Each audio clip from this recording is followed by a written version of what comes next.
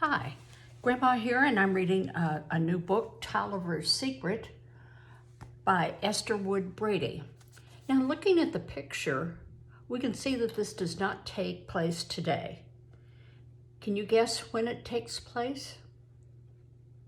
Well, from the soldiers' uniforms, I'm going to guess it takes place during the Revolutionary War or right around that time, because those are British soldiers. And in between is a child that looks like a boy holding a package and looking very nervous. The soldiers themselves look very friendly.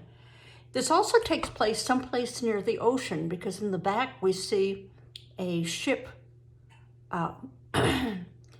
So we've got a lot of information just from this picture, and we can tell that it takes place in winter by how the child is dressed. To preview a book, we also read the back of what it has to say, and I'm going to read part of it. I'm not going to read all of it. Ellen Toliver, that sure looks like a boy on the front, but anyway, Ellen Toliver is shocked to learn that her grandfather is a Patriot spy. That means he's on the side of the American colonists. Then he's injured on the day of an important mission, and she's the only one who can take his place.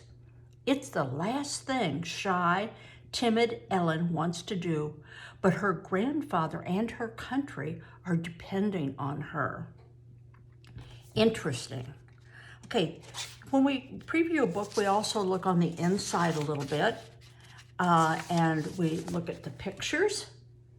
And here we have a picture of a girl in the back combing her hair, a woman dressed in what we would call clothes of a colony, and a man who appears to be putting something in a loaf of bread.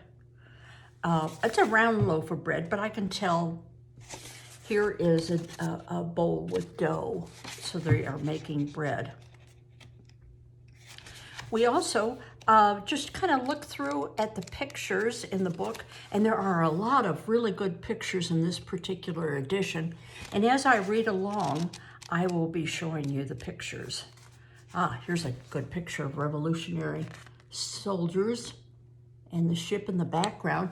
And that ship has what flag on it?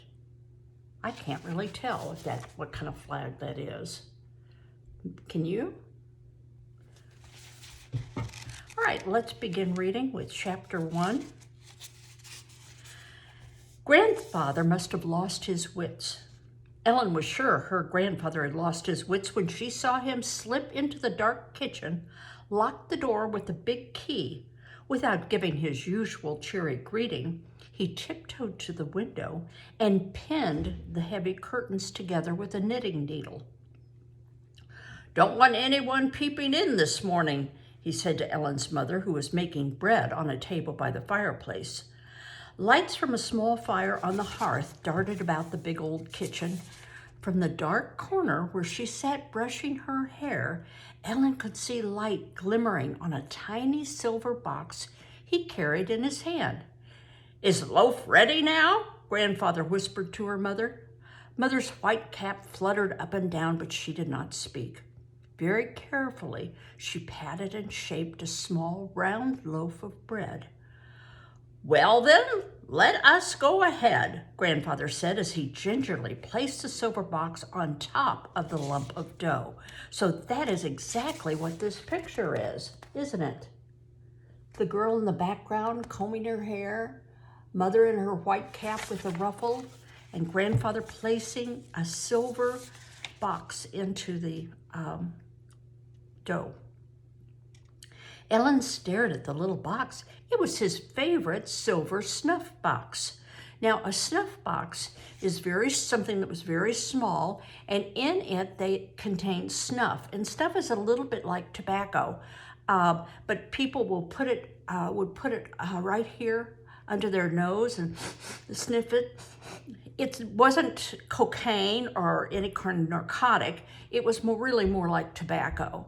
And I had a great-grandmother that had a snuff box, according to my mother. She remembered her using snuff. continue. She was too surprised to speak when she saw him press that snuff box into the dough, smooth over the hole that he had made, and dust off his hands. His round face had a wide, impish smile. "No one will find it here," he said gleefully. He stepped back and cocked his head to one side. "Bake it crisp and brown, Abby, with a good strong crust. It has a long way to travel." "You're quite sure no one will find it, Father?" Mother sounded frightened. "Oh, don't worry, Abby, no one will find it." He patted her shoulder and gave her a kiss.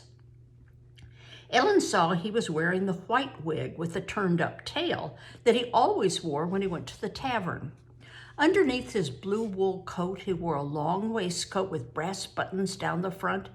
He was short and stout, and the buttons marched down his waistcoat in an outward curve. He never wore these clothes when he worked in his barber shop, so we're finding out quite a bit about Grandfather, that he's a barber.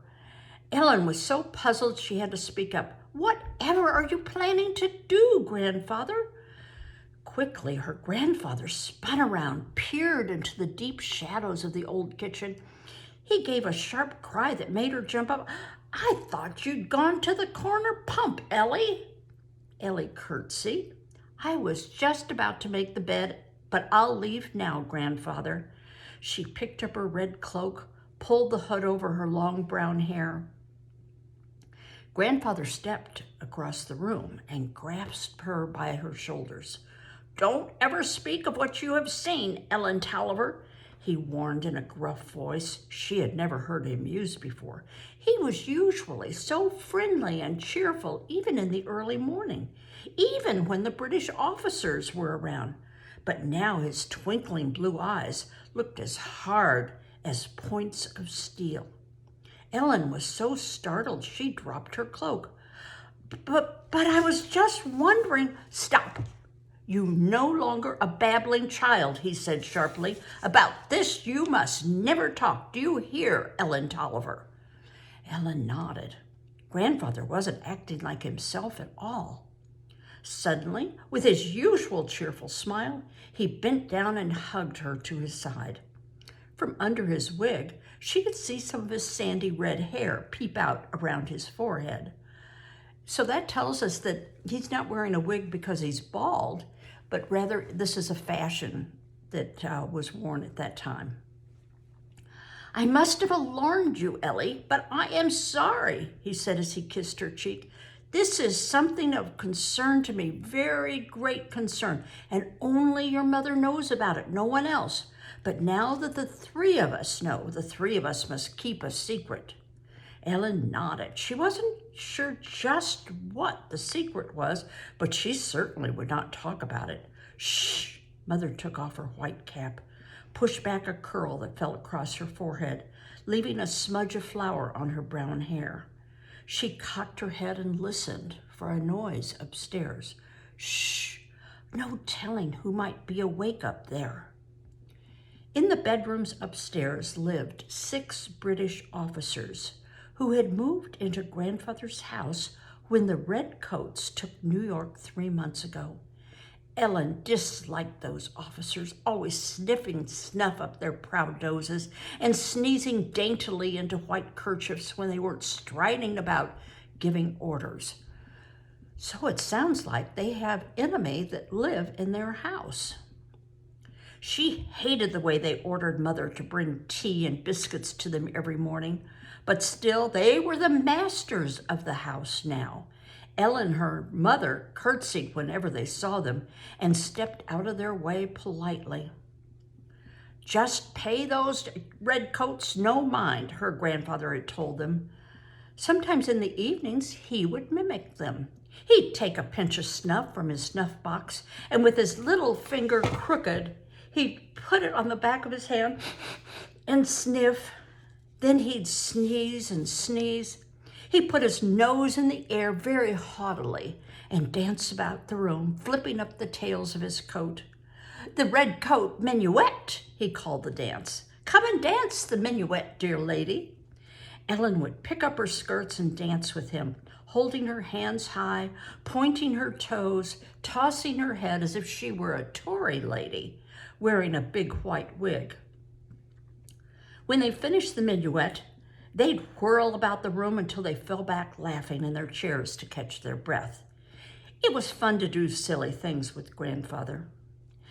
Ellen's father had never played like this. He had been very serious.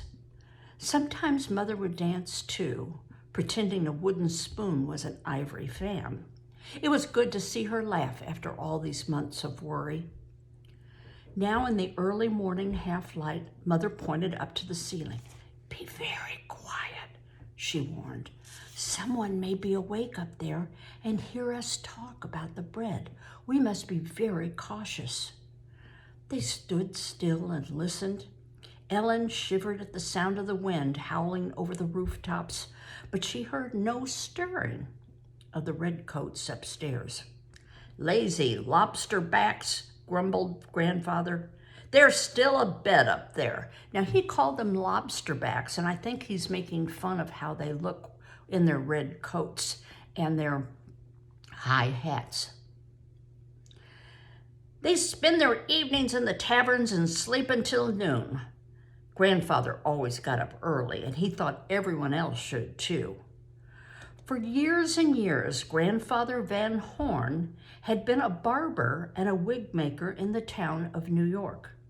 Nowadays, his shop in the front part of the house was filled with British officers who came to have him shave their chins or powder their hair or dress their white wigs. The British officers liked the cheerful little Dutchman.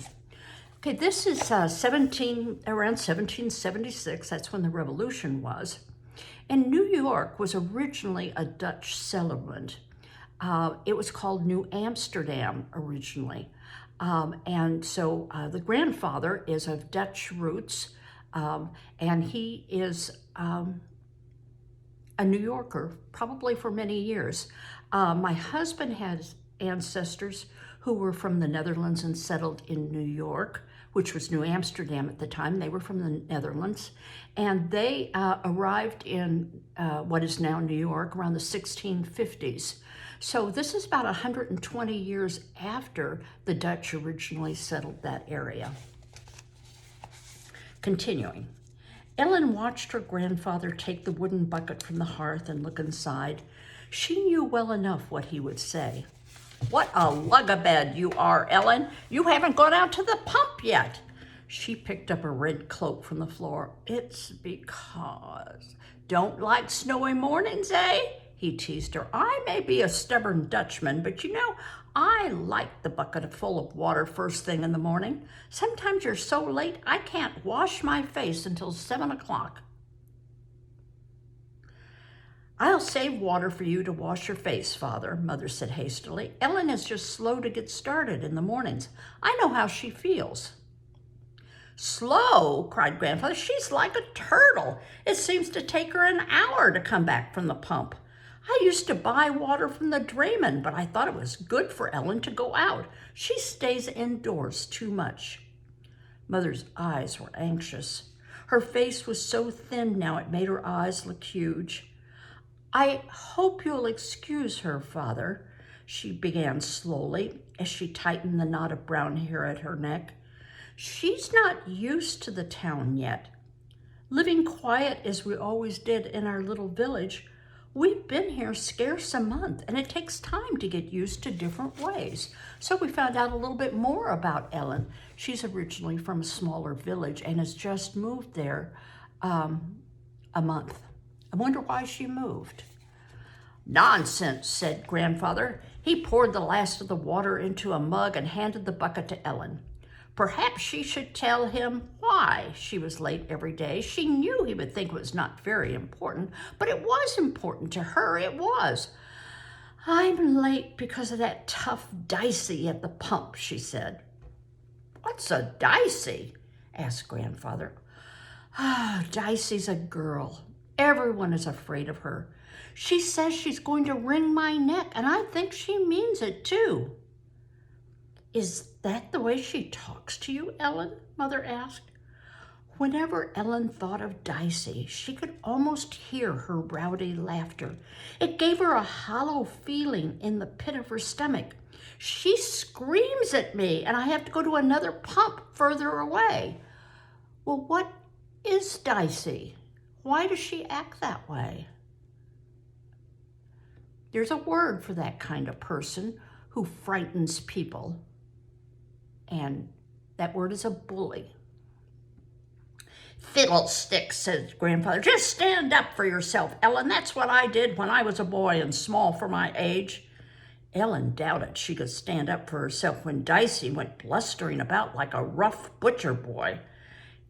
Ellen's not a boy, Mother said quietly. She can't roister about like a boy. Oh, double fiddlesticks, said Grandfather impatiently. She could talk back to that little girl at the pump. Dicey's not a little girl, Ellen protested. She's bigger than I am, and she's mean. Talk back to her anyway, Ellen, Grandfather urged her. Don't be so meek and mild. Mother seldom spoke sharply to anyone, but now she folded her arms and looked at Grandfather. Her father wanted Ellen to be ladylike, she said. You remember my husband was a schoolmaster, college educated. He knew all about training children. And what's important about that is she used the past tense to describe her husband. Maybe that's why they've come to live in New York. Yes, I suppose he did, said Grandfather. Indeed he did, Abby said firmly. He was very pleased with Ellen's quiet ways and her pretty manners. Grandfather looked puzzled as he watched her put the loaf of bread on a long-handled shovel. It was plain to see he didn't understand his daughter. She looked so much like him, and yet they were so different. Well, Abby, he said, your husband was a good man, a very good man indeed, but, he reminded her, Ellen can have pretty manners and still be bold when she needs to be. She can learn to stand up for herself. And here's a picture of them in the kitchen, and you can see the bread on the giant shovel going into the fireplace or the oven. Not like a boy, Ellen repeated her mother's words. You know, I can't fight back like a boy. Oh, you don't have to fight back with your fists, said Grandfather impatiently. Use your brains, Ellen. You're a smart girl. Bluff her. Stare her down. Get your friends to join you and chase away the bully.